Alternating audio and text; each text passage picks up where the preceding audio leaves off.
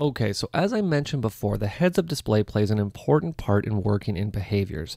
And I'm going to show you what I mean by that right now. So the first thing I need is an element to apply a behavior to. So why don't we just use some text? I'm just going to type in new media webinars.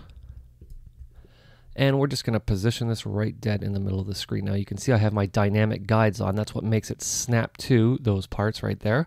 If I wanted to shut that off, I could simply come up to view and turn it off right here. Well, what we're going to do now is we're going to do what's called a throw behavior. We want this element to move or to be thrown from one side of the screen to the other. Now you might think throw is a very weird term to use, but it's actually not. Think of it as if we were in outer space. If we were to take a baseball and we were to throw it in any direction, that baseball would move at the same speed, same direction, until it hits something. That could be going on for miles, for light years, as long as it can possibly go for.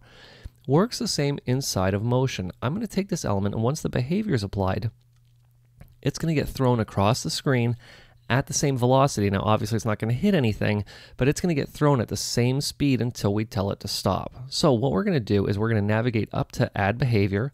Now, this behavior, the throw, is considered a basic motion. So if I come down to basic motion, you'll see it right here at the bottom, throw.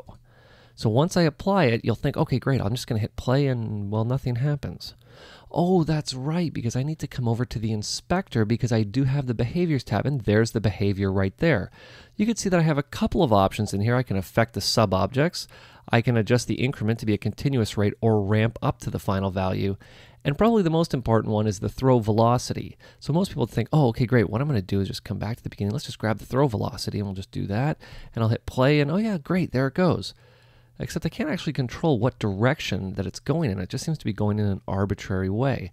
Well, that's kind of true, but we forgot about the most important part of this, and that is the heads-up display. Now, for some reason you don't have your HUD right here, you can simply press F7 on the keyboard to call it up. And as soon as I do, you're going to see now that I have a little crosshairs that I can also take and adjust the direction of which way I want to throw this.